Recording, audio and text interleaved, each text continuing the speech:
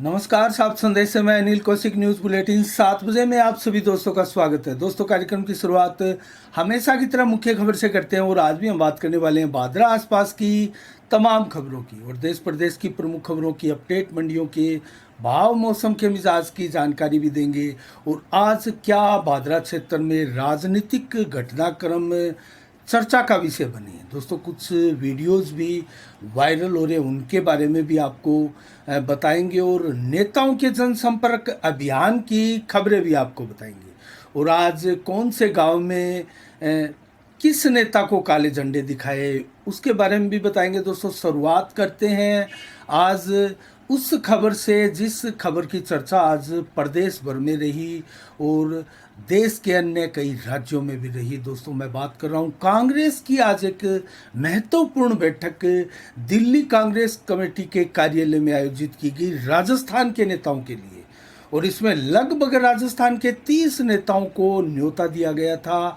और अशोक गहलोत मुख्यमंत्री वर्चुअल शामिल हुए बैठक में, क्योंकि उनके पैर में जो फ्रैक्चर है उसके चलते वो मीटिंगों में नहीं आ रहे हैं। लेकिन सचिन पायलट उस बैठक में पहुंचे थे और माथापच्ची हुई लगभग 4 घंटे की मैराथन मीटिंग के बाद सचिन पायलट को क्या पद दिया जाए, क्या जिम्मेवारी सौंपी जाए और राजस्थान के आने वाले चुनाव कांग्रेस किस सीएम फेस को आगे रखकर लड़ेगी।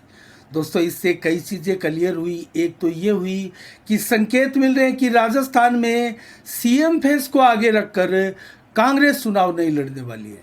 भारतीय जनता पार्टी की तरह सीएम फेस पर नहीं, बल्कि केंद्र और पार्टी के बेस पर ही चुनाव लड़ने की तैयारी कांग्रेस कर रही है। तो इससे सचिन पायलट भी कहीं संतुष्ट दिखाई दिए। और सचिन पायलट के लिए ये एक मैसेज भी है कि अशोक गहलोत को जो है सीएम फेस अभी बनाकर पेश नहीं किया जा रहा है, विधायक दल की बैठक में तय किया जाएगा। तो दोस्तों, इसको लेकर कांग्रेस में बहुत सी माथापच्ची हुई, कई चीज़ों पर विचार किया गया। कैसे 25 साल का वो मिथक तोड़ा जाए, जो एक योजना भाजपा और एक योजना कांग्रेस का लगातार बन रहा है। कांग्रेस किस कदर दोबारा रिपीट हो राजस्थान में, इसको लेकर सारी चर्चाएं केंद्र बिंदु में रही। तो इसके अलावा दोस्तों, बात करें अन्य खबरों की, तो राजस्थान का भी अब 15वीं विधानसभा का 8वां सत्र जो करीब बीच में छूटा हुआ था, वो अब 14 जुलाई से प्रारंभ हो रहा है। बेशक वो 4-5 दिनों के लिए ही चलेगा, लेकिन इसमें कई बड़े विधेयक भी आ सकते हैं। अशोक गहलोत एक बार फिर कोई मास्टर स्ट्रोक लगा सकते हैं और भारतीय जनता पार्टी निश्चित रूप से राजस्थान में अपराध के ग्राफ को, महिलाओं पर अत्याचार को, आदि अनेकों विषयों को लेकर, मुद्दों को लेकर सरकार को घेरेगी। इसकी रणनीति भारतीय जनता पार्टी ने भी बना ली है। लेकिन 8वां और अंतिम सत्र जो 21 मार्च को शाम 6:43 पर अनिश्चित काल के लिए जो स्थगित किया गया था और 23 जनवरी से जो प्रारंभ हुआ था, वो अब 24 जुलाई को पुणे चलने वाला है 4-5 दिनों के लिए। तो क्या विधेयक आता है, हंगामेदार रहेगा, ये तो तय माना जा रहा है। क्या नए जिले बनाए जा सकते हैं, किन जिलों को बनाया जा सकता है, ये सवाल जो है राजस्थान की जनता के दिलो दिमाग पर है। इसके अलावा दोस्तों, सेरड़ा गांव में कल एक प्रशासन द्वारा बड़ी कार्रवाई को अंजाम दिया गया। भादरा क्षेत्र के सेरड़ा गांव में तालाब के ऊपर कुछ दबंगों ने अतिक्रमण कर रखे थे, जिसको लेकर तरह तरह की चर्चाएं काफ़ी दिनों से चल रही थी। सरपंच महोदय भी इस अवसर पर मौजूद रहे, भारी पुलिस जाब्ता भी मौजूद रहा और बुधवार को कल ये अतिक्रमण जेसीपी से हटा दिए गए। तो कुल मिला के इस कार्रवाई से ग्रामीणों ने राहत की सांस ली है। और अब हम बात करेंगे दोस्तों अन्य खबरों की ओर। तो क्रय विक्रय सहकारी समिति हनुमानगढ़ का जो चुनाव संपन्न हुआ था पहले संचालन मंडल सदस्यों का, उसका परिणाम कल देर शाम को आया दोस्तों। और उसके परिणाम में 10 सदस्यों में 10 के 10 भाजपा समर्थित सदस्य ही जीत कर आए। और उससे पहले जब 2.5 महीने पहले चुनाव की प्रक्रिया चल रही थी, तो 2 निर्विरोध सदस्य चुने गए थे संचालन मंडल के। उसमें एक कांग्रेस का और एक भारतीय जनता पार्टी का था। उस समय कयास लगाए जा रहे थे कि लगभग 12 सदस्यों में से कांटे की टक्कर रहेगी हनुमानगढ़ में, लेकिन ऐसा नहीं हुआ। 12 में से अब 11 सदस्य भाजपा की है और एक कांग्रेस का, और लगभग भाजपा का प्रेम गोदारा समिति का अध्यक्ष का नाम लगभग तय माना जा रहा है। इसके अलावा दोस्तों आज एक वीडियो वायरल हो रहा है कड़ाऊ कुंजी गांव का, जो कि एक ट्रक गुजरते हुए नवनिर्मित सड़क बुरी तरह से टूटती है। दोस्तों इससे नवनिर्मित सड़क है, अभी हाल ही में बनी है, ज़्यादा समय नहीं हुआ, लेकिन एक भारी वाहन के गुजरने से ये सड़क पूरी तरह से छिटक कर अलग हो गई। तो ऐसी घटिया निर्माण सामग्री वाला ये वीडियो बादरा क्षेत्र में वायरल हो रहा है। और दोस्तों लोग पूछ रहे हैं, ट्रोल कर रहे हैं विधायक को कि ये है आपका विकास कार्य, सड़कों का विकास कार्य क्या एक वाहन भी नहीं झेल पाता? दोस्तों इससे कई सवाल उठते हैं। तो क्या ये जो सड़कें विधायक बलवान पूनिया द्वारा बनाई जा रही है, क्या वो पैदल चलने वाले लोगों के लिए है, वाहनों के लिए नहीं है? अगर वाहनों के लिए वो सड़क है तो वाहनों के चलते वो सड़क इतनी जल्दी कैसे टूट रही है? 3 सड़कों की जो नवनिर्मित थी बलवान पूनिया के कार्यकाल में बनाई हुई, उनकी रिपेयरिंग हुई है। दोस्तों मात्र 1-2 महीने में अगर रिपेयरिंग का सवाल खड़ा हो जाता है तो उसकी घटिया निर्माण क्वालिटी पर सवाल उठने लाजमी है। इसमें कतई शक नहीं है, संदेह नहीं है। और दोस्तों क्षेत्र के लोगों द्वारा सोशल मीडिया पर इसको लेकर काफ़ी भला बुरा भी कहा जा रहा है और काफ़ी कमेंट और प्रतिक्रियाएं भी इसके ऊपर आ रही है। इसके अलावा दोस्तों बात करें एक अन्य खबर की, तो नगर पालिका के आगे, क्योंकि कस्बे के हाल की हम बार बार दोस्तों खबरें आपको दिखाते रहे हैं कि सीवरेज से किस कदर कस्बा में विकास कार्यों को और सुविधाओं को जो है वो नहीं दिखाया जा रहा है, जबकि जिससे परेशानियां हो रही है लोगों को, वो चीज़ें आगे आ रही है। सुविधा के लिए कोई नहीं कह रहा कि हमें इस सीवरेज से ये सुविधाएं हो रही है और ये सीवरेज बहुत अच्छी है कस्बा के लिए, ये दोस्तों कोई नहीं कहता, वो आपको दिखाई देगा, जबकि परेशानियों का सबब आपको हर गली मोहल्ले हर वार्ड में मिलेगा। और हमने आज एक वीडियो बनाया दोस्तों नगर पालिका के जस्ट आगे, पिछले 10 दिनों से सीवरेज के चैम्बर में से, जिसका ढक्कन ऑलरेडी खुला हुआ है, क्योंकि लगभग 1 या 2 दिन के बाद रात्रि को 12 बजे के बाद यहाँ से सीवरेज से, क्योंकि आगे ब्लॉकेज है और जो गंदगी है गटर की वो आगे नहीं जा पा रही है, यहाँ से पाइप लगाकर ट्रैक्टरों द्वारा गंदगी निकाली जाती है और नालियों में डाली जाती है। लेकिन पिछले 10 दिनों से यहाँ सीवरेज का पाइप भी फट चुका है और लगातार पानी फुहारे की तरह यहाँ से चलता हुआ दिखाई दे रहा है पिछले 10 दिनों से, और आगे पानी पास नहीं हो रहा है, ब्लॉकेज है। इसको लेकर आज वीडियोस देखिएगा आप, यहाँ परशुराम चौक से सड़क को पुनः उखाड़ा गया है, फाड़ा गया जेसीबी से, और आगे जाकर उसको चैम्बर से कनेक्ट किया जाएगा नई सीवरेज पाइपलाइन डालकर।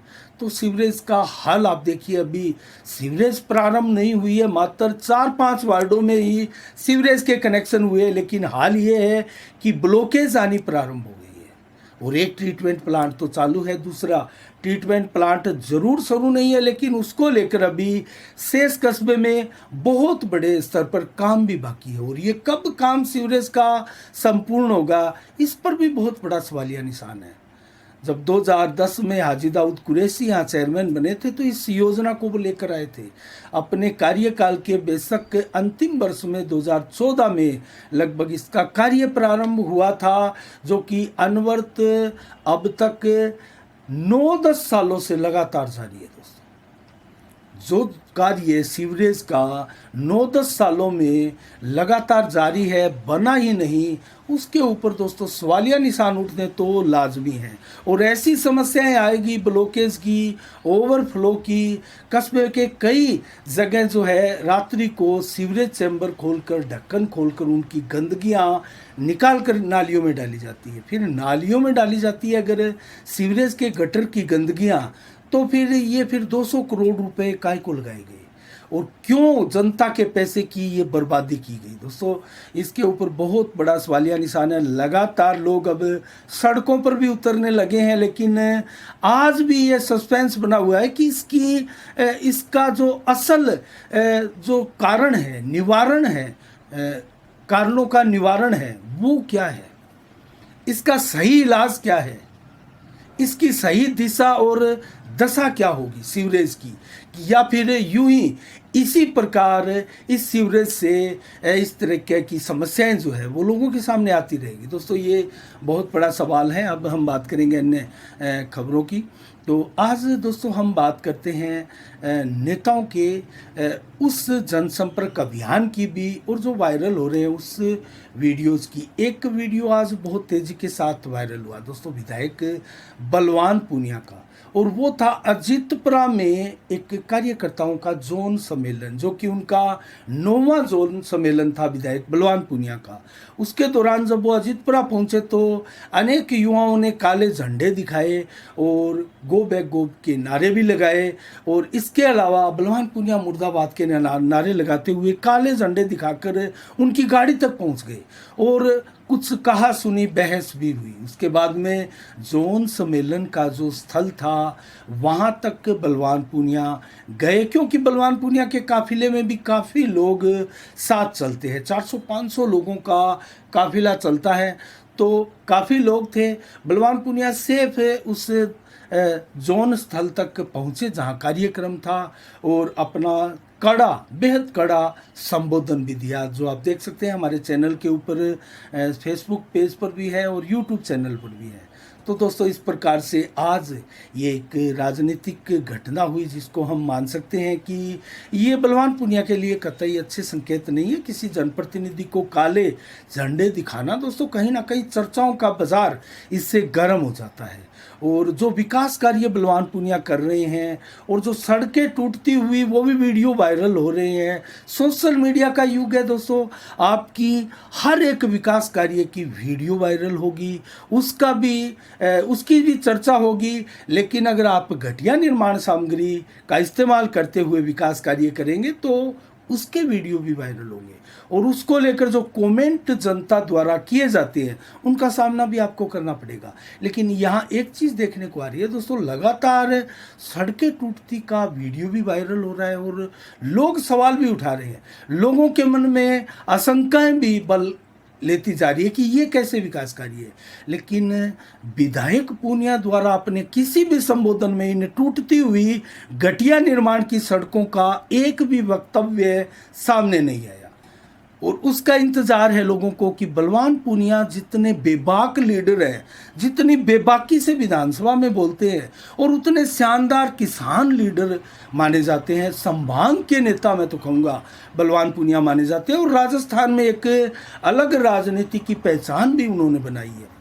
लेकिन ऐसे नेताओं के जब संबोधन में अपनी किसी त्रुटियों का, जो कि बड़ी संख्या में हो रही हो, उनका अगर कोई वक्तव्य, उनके ऊपर विचार अगर सामने नहीं आता तो बहुत बड़ा सवालिया निशान खड़ा हो जाता है उनकी ईमानदारी पर, उनकी निष्पक्षता पर, उनके विकास कार्यों पर। उनको जवाब देना चाहिए। और जैसा भी है वो हमने सुना है, हमने एक दो कवरेज ऐसी दिखाई थी, बाद में उन ठेकेदारों की खिंचाई भी की है बलवान पूनिया ने, जो सड़कें टूट रही है, लेकिन ओपनली इसको लेकर बयान नहीं देते हैं। उनको कहीं डर है कि इसको लेकर उनको बहुत बड़ा लॉस और नुकसान जो है वो हो जाएगा, कि उनके निर्माण कार्य, विकास कार्य किस कदर घटिया क्वालिटी के बन रहे हैं, किस कदर उनके साथ छल कपट हो रहा है, या कोई मिली भगती उनकी है। दोस्तों अगर चुप्पी साधे रहेंगे तो मिली भगती ही मानेंगे लोग, इसमें कतई कोई संदेह नहीं है। दोस्तों अब हम बात करेंगे जनसंपर्क अभियान की। तो संजीव बेनीवाल आज 8 जुलाई को जो पीएम नरेंद्र मोदी की बीकानेर और नौरंगदेसर में एक रैली है, उस रैली की तैयारियों को लेकर, जो कि आज जिला अध्यक्ष बलवीर बिश्नोई भी बादरा आए हुए थे, तो मंडल अध्यक्षों की एक बैठक हुई, और कितनी भीड़, कितने कार्यकर्ता यहाँ से जाने हैं और क्या रणनीतियाँ रहेगी दोस्तों, इसको लेकर विचार विमर्श किया गया। और संजीव बेनीवाल कल 99 ग्राम पंचायत का जनसंपर्क अभियान भी उन्होंने किया। और इसके अलावा बात करें जयदीप डूडी की, जयदीप डूडी भी दोस्तों पीएम नरेंद्र मोदी की रैली को लेकर व्यस्त है। नेताओं से मिलने में, संपर्क साधने में और तैयारियां करने में। वो भी कार्यकर्ताओं के साथ पीएम रैली की में जो है भाग लेंगे। और इसके अलावा बात करें दोस्तों बलवान पूनिया की, तो हमने बताया आज जोन सम्मेलन था, 9वां जोन सम्मेलन था अजितपुरा गांव में। लगातार वो जोन सम्मेलन करते आ रहे हैं और कल मलखेड़ा में देर शाम को उनकी एक सभा थी, उनका एक कार्यक्रम था, स्वागत कार्यक्रम था। सीवर परिवार ने शानदार स्वागत कार्यक्रम किया और माकपा में बलवान पूनिया के साथ समर्थन करने की भी घोषणा की। इसके अलावा दोस्तों बात करें अन्य कार्यक्रमों की, एसपी सिंह बढ़िया की, तो एसपी सिंह बढ़िया का कार्यक्रम कहीं सोशल मीडिया पर तो ज़्यादा वो एक्टिव दिखाई नहीं देते, लेकिन एक फ़ोटो उन्होंने अपनी फेसबुक वाल से डाली थी सुनील जाखड़ की, जो कि भारतीय जनता पार्टी के पंजाब के अध्यक्ष बनाए गए हैं और पूर्व कांग्रेसी है। और जब डॉक्टर सुरेश चौधरी, क्योंकि वो तो अभी भी कांग्रेसी है, जब वो कांग्रेस में थे तो सुनील जाखड़ के साथ उनकी मुलाकात हुई थी। उस फोटो को एसपी सिंह ने अपनी फेसबुक वाल से जो है पोस्ट की और बधाई दी पंजाब के संगठन मंत्री की, जो प्रदेशाध्यक्ष बने हैं सुनील जाखड़, उनको बधाई दी। इस फोटो को पोस्ट करने का उद्देश्य जो मंशा थी वो दोस्तों पब्लिक में इसका मैसेज इस प्रकार गया कि सुनील जाखड़ के साथ, जो कि भाजपा के प्रदेश अध्यक्ष बने पंजाब के, उनके साथ एसपी सिंह के बढ़िया परिवार के शानदार संपर्क है, रिलेशन है। और इसके दम पर वो एक मैसेज, एक संदेश भी देना चाहते हैं कि क्षेत्र की जनता को कि वो जो चर्चाएं चल रही है भाजपा टिकट की दौड़ की, तो वो भाजपा की टिकट ऐसे संपर्कों के द्वारा पा सकते हैं। तो कुल मिला के ये मैसेज, ये संदेश देने की एसपी सिंह बढ़िया की एक कोशिश थी, एक प्रयास था। वो कितने सफल हुए हैं, लोग इसको कैसे देखते हैं, लेकिन एक बात इससे तय हो गई है, क्योंकि एसपी सिंह ने जब प्रदेश अध्यक्ष भारतीय जनता पार्टी के पंजाब के सुनील जाखड़ की पोस्ट को एक प्रकार से पोस्ट किया है, तो उससे ये सिद्ध है कि वो भाजपा के प्रति उनकी संवेदनाएं हैं, उनकी आगे एक मंशा भी है, उनकी दिली इच्छा भी होगी। और जो चर्चाएं वायरल हो रही है उनमें दम है कि वो भाजपा की टिकट पाना चाहते हैं, वो भाजपा में आना चाहते हैं, इसके लिए प्रयास कर रहे हैं। बेशक वो ऐसा कोई नेता नहीं ढूंढ पा रहे हैं जो उनको टिकट मिल जाए, टिकट दिला देंगे, ऐसा आश्वासन दे सके। तो कुल मिला के एसपी सिंह बढ़िया की मानसिकता को लोग समझ सकते हैं। और ऐसा नहीं है कि वो जनसंपर्क अभियान में व्यस्त नहीं है। 2-4 दिन पहले वो सागड़ा, सेरडा, शेरपुरा आदि गाँव में जनसंपर्क अभियान करते हुए भी लोगों के बीच में देखे गए।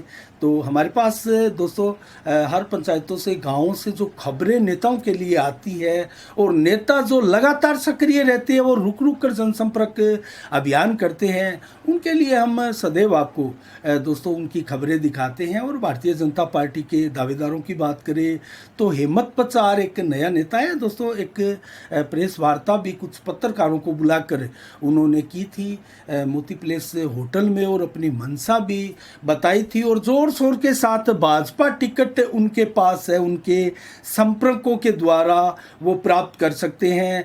और युवा नेता है, अच्छे वक्ता है, शानदार विजन रखा, और क्षेत्र की जन समस्याओं के बारे में भी उन्होंने बताया। जब हमने उनसे पूछा कि क्षेत्र की प्रमुख कौन कौन सी 3 समस्याएं आप मानते हैं, तो उन्होंने बड़े ही शानदार तरीके से क्षेत्र की वाकई में ही प्रमुख समस्याएं तो थी, जो 14 सिंचाई से वंचित गांव की समस्या हो, कृषि से जुड़ी हुई किसानों की समस्या हो, आदि को उन्होंने बताया। तो कुल मिला के हेमंत पचार भी युवा नेता है, बेशक वो लगातार प्रयास करेंगे तो आगे जनता उनको जो है सीरियसली भी ले सकती है। और अभी भी उनके जनसंपर्क अभियान में देखें तो 20, 30, 50 लोग दिखाई देते हैं दोस्तों। ऐसा इससे अंदाज़ा लगाया जा सकता है कि इस युवा नेता को लोग हल्के से नहीं ले रहे, कुछ सीरियसता से भी ले रहे हैं।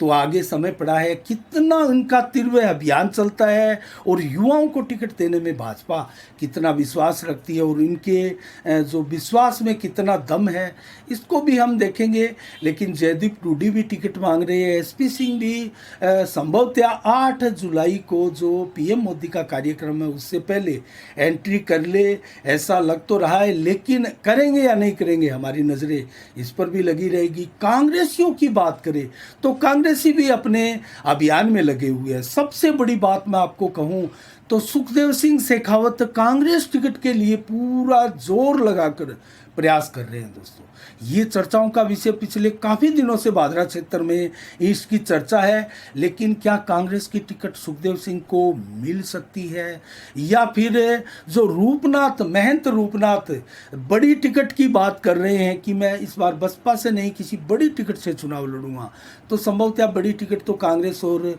भाजपा की है। तो क्या कांग्रेस की टिकट अगर सुखदेव सिंह को नहीं मिली तो क्या वो रिकमेंड कर सकते हैं रूपनाथ, महंत रूपनाथ का, क्या उनको भी मिल सकती है? दोस्तों, तरह तरह की चर्चाएं भादरा क्षेत्र में चल रही है और उन चर्चाओं को हम विराम भी नहीं देना चाहते। दोस्तों, उन चर्चाओं को हम आपके साथ साझा कर रहे हैं।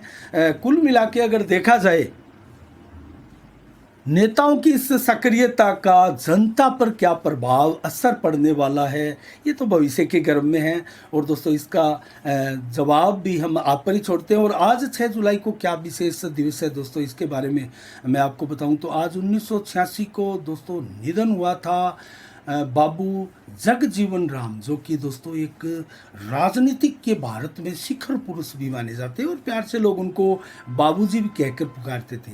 इसके अलावा दोस्तों 1885 में आज के दिन रेबीज के टीके का परीक्षण हुआ था और लुई पास्चर द्वारा इस टीके का परीक्षण सफलतापूर्वक किया गया था। 2005 में मैक्सिको में दोस्तों आज ही के दिन 40,000 वर्ष पूर्व के मानव के पद चिन्ह मिले थे, जो कि पूरे विश्व में जिज्ञासा का विषय भी बने थे।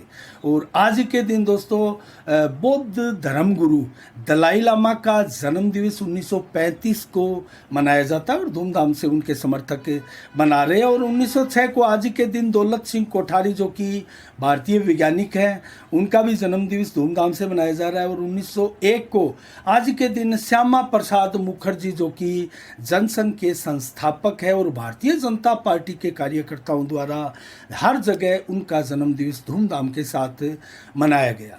और इसके अलावा बात करें दोस्तों 1837 को आज के दिन रामकृष्ण गोपाल भंडारकर, जो कि एक समाज सुधारक थे, उनका भी जन्म दिवस आज के दिन है, धूमधाम से मनाया जा रहा है। 2002 को आज के दिन धीरू भाई अंबानी, प्रसिद्ध उद्योगपति का निधन हुआ था। उनकी पुण्यतिथि भी उद्योग जगत में धूमधाम के साथ मनाई जाती है। और आज के दिन 2005 को गौतम भट्ट, भारतीय वैज्ञानिक का भी निधन हुआ था, उनकी पुण्यतिथि भी धूमधाम से मनाई जा रही है।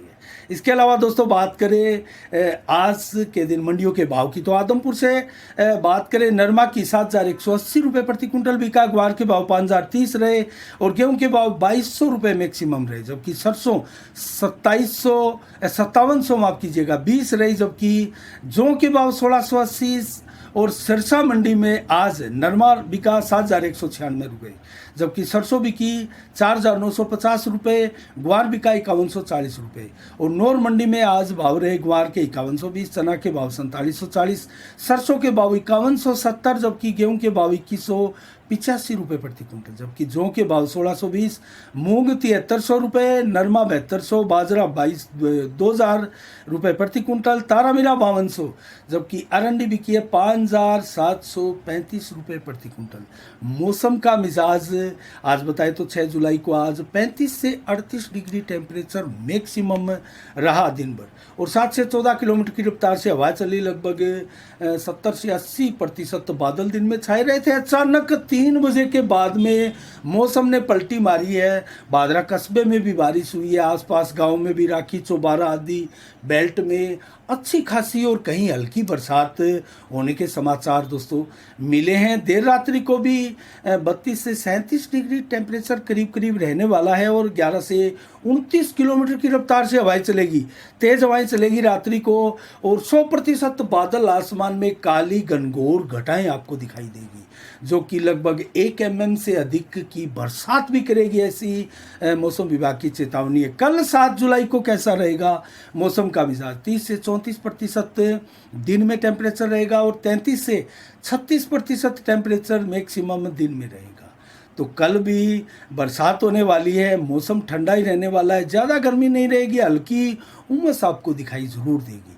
31 से 33 डिग्री टेम्परेचर देर शाम को और 11 से 29-30 किलोमीटर की रफ्तार से दिन भर हवा चलेगी। रात्रि को भी कमोबश हवा इसी प्रकार से चलेगी और लगभग 100% बादल आसमान में दिन भर और रात्रि को भी छाए रहेंगे। और बरसात की बात करें तो 2.5 mm बरसात तो दिन में, देर शाम को 0.5 mm, जबकि रात्रि को भी 0.7 mm बरसात की चेतावनी मौसम विभाग द्वारा दी गई है। आज के लिए इतना ही। कल ठीक शाम 7 बजे फिर आपसे रूबरू होंगे नई खबरों के साथ, नई समीक्षा के साथ। तब तक के लिए आप अपना बहुत बहुत ख्याल रखिएगा। मुझे दीजिएगा इजाज़त। साफ संदेश से मैं अनिल कौशिक। नमस्कार। जय भारत, जय जय राजस्थान।